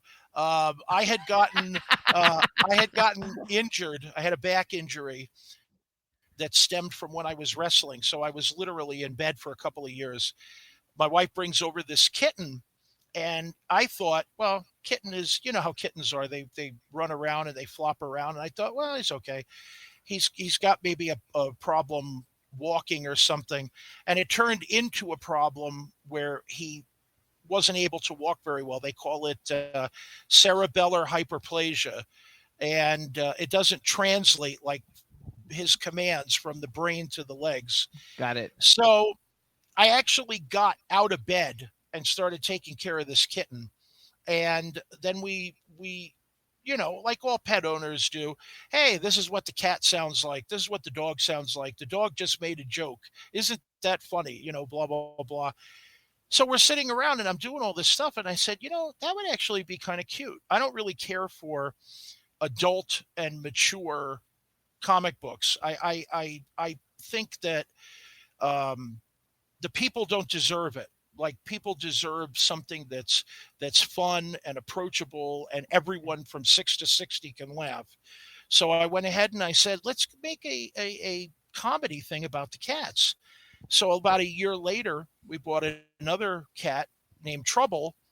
And that's how you got Mac in Trouble. Big Mush, and that's where they came from. It's a story of two cats, and it's science fiction. It's actually very funny. But they travel around. They meet unusual characters, everything from superheroes to like Abe Lincoln, Paul Bunyan. Basically So it's kind of like Mac in Trouble. It's like Bill and Ted's Excellent Adventure with two cats. Right. It's like Bill and Ted if they were 4 feet tall and covered in fur. And not wearing pants. So. But that's the way they go. And the cats actually have a bit of a magic power. I had to give them something because, the Garfield and the Heathcliff type thing wore out to where it's just, it's a cat and that's it. So Mac has a pocket, the only cat in the world that has a pocket, and he can reach into his pocket, but he can't decipher what comes out of his pocket. So like he'll be like, oh, a tennis ball, a shoe, a pair of nylons. Geez, I can't find that key anywhere, And then Trouble, every time he gets excited or upset, he teleports the both of them someplace. So in the first issue of the comic, he teleports them to the moon, and they're standing there next to the MTV flag. And then while Mac is looking around, Trouble is air guitaring in the background. And then he sneezes and he brings them right back to where they were. I thought the moon was made of cheese. Boy, it sure smelled like it. So, that kind of thing. So it's clean, comedy. American, clean humor, fun. Like we had when we were kids, like the stuff we would have read. That's it. And it's nonviolent. I like that. Yeah. I won't lie. The violence is not anvil dropping like Warner Brothers or pie in the face. The violence is more like Mac will smack Trouble in the back of the head and say, geez, don't be a dog, that kind of thing. So but you don't have corny. Blood. You don't have blood and guts and eyeballs falling out. I never cared for that. I hate it. I worked on a lot of horror films. I got hired for them, which is fine because it's work. I've worked on everything from religious projects to horror to adult to sports, whatever. It doesn't bother me. It's all work to me. The minute your pen touches the paper, you're committed to a project and you have to give it your best. But Mac in Trouble is yours, though. Oh, yeah. There's one of my memes. I like putting them in weird positions. So Mac in Trouble. So Mac in Trouble are the two cats with Superman. Yeah, I enjoy the memes. People think that they're hysterical. I hope, at least anyway. I get a lot of feedback. The one with Batman, Who Ate My Chicken? Actually, that one is. I love that one. I would love to get that blown up and framed. Everybody goes berserk on that one. I love it. So how do people buy a Mac in Trouble comic book? They can go to digital distributors. We usually go through, and then when they want a physical copy, I stopped doing conventions when COVID hit, oddly enough, because I was having bad problems with my back. I had gotten hurt really bad in the ring when I was wrestling. How long did you wrestle for? Oh, about 5 years in the 80s. I enjoyed it, and it was really a high time of my life. I loved the fans. I would go out and give them passes to the shows. I would hug them. I would give them autographs. I loved it. Being in front of a giant audience. I was at Madison Square Garden a couple of times. I just loved it. But then I got hurt, and even though it was a fresh injury, and you get hurt like a broken arm and then it heals and then you move on. But for me, about 15, 20 years later, it came back, and it just kept me off my balance, and I had a hard time from there. How big were you? Like when you wrestled, how tall are you? Oh, I'm, let's see, 5'10". In the boots, I'm almost 5'11". Because, they add, anytime you're on TV, it adds pounds, and the boots add inches. What was my wrestling name, Dawn? I first started out as the Brooklyn Warrior, and there was so many warriors at the time. See, I'm from Brooklyn, New York. It's like, hey, yo. Where are you from in Brooklyn? 53rd Street between H and I. Okay, I was from Red And I Hook. still remember my address, too. It was 1199 East 53rd Street, apartment 2B, because the joke was to be or not to be. That's my apartment. He's from Red Hook. He's from Red Hook. Oh, cool. I was born in the Red Hook projects, and that's awesome. Our address was 40 Columbia Street. And we were the great. top floor apartment. I forgot the number. I was a little kid. But yeah, Right. I'm a Brooklyn guy. Can't you hear it when I talk? Yeah, of course. I envy that because I moved around a bunch of times, and my what started out as an accent turned into an accident. So I have no idea what I sound I like. lose it if I'm in a movie and they don't want it. I can lose it. But when I'm myself, I use it. I don't give a shit. Did you? I lose it when I step on a cat. I'm walking around here. They're walking between my feet. I call them little communists, and I'm walking around and I step on one, and it's like, damn it! And then that's the end of that. They all go running because we have a bunch. We have about 8 cats now, so they all go running. God, you're like a freaking cat lady. I would be pushing a shopping basket right now, but it's docked outside. So what made you move from New York to Pennsylvania? It went from New York to California to Las Vegas, back to New York to Pennsylvania. So which leg do you want to hear? That's a lot of legs. No, actually, I have more than you, believe me. In the chat room, they want to know who was the most famous wrestler you ever wrestled. Wrestled $1 Million Man Ted DiBiase, Hacksaw Jim Duggan, Tully Blanchard. Did you win? In a battle. Sometimes yes, sometimes no. You know how pro wrestling goes. Yeah, but it's all fake. It's all fake anyway. You know what? Fake, yes, but their athleticism is there. Yeah, and that's I what we always heard. when people tell me about is it fake or is it real? I always say to them, when you go to see ballet, it's very athletic. It's the same show every single night, every place you go. The Nutcracker is the same, whether you're in Peru or New York or Paris. So when we do wrestling, it's different night to night to night. There have been times where I've wrestled like 5 times in a day, and it's choreography. Right. It's fine. Today it's more like stuntmen, but back when I did it, it was fake, but it hurts. Yeah, there you go. But it's more. It was a little bit less choreographed when I was younger doing it. We used to have a term called you were either butterfly or gladiator. Butterfly, you followed the script immediately and you did everything. Gladiator, there was like, we got 10 minutes to fill. Go out there and kill each other. As long as dumbass wins, you're okay. And then, we would do stuff, and then the referee would be like, 1, 2, and there's all that stuff where he would put his hand under your shoulder to see if your shoulder was touching the mat. And if he went like this under your shoulder, you knew you were supposed to spring up. And if he kept his hand flat, you would stay down. And I had an argument with a referee one time because he put his hand under my shoulder, but I hurt my shoulder, so I couldn't feel that he was going like this under my shoulder. So he goes like this, and he pushes up really hard on my shoulder. And I told him, I says, "You idiot! You just pushed my shoulder up." So, it was all good fun. I couldn't do it today. Today it's different kind of wrestling. So they throw each other out of the ring, or they hit each other with a folding chair. It's all bullshit. But the audiences seem to love it, and they don't really care if it's fake. Say hi to artist Miss Kim. I see. I didn't want to interrupt. How you doing? There you go. She's fabulous. We love her. She actually comes in every week, and we met her at the Clown Motel 2. She came, and we got to actually meet her in person at the Clown Motel 2 premiere, and she's fabulous. Let's go back to the comic book thing. So did you, like, I had a comic book club when I was like a kid, you know, like in the neighborhood, we had a comic book club. What kind of comics did you read when you were little?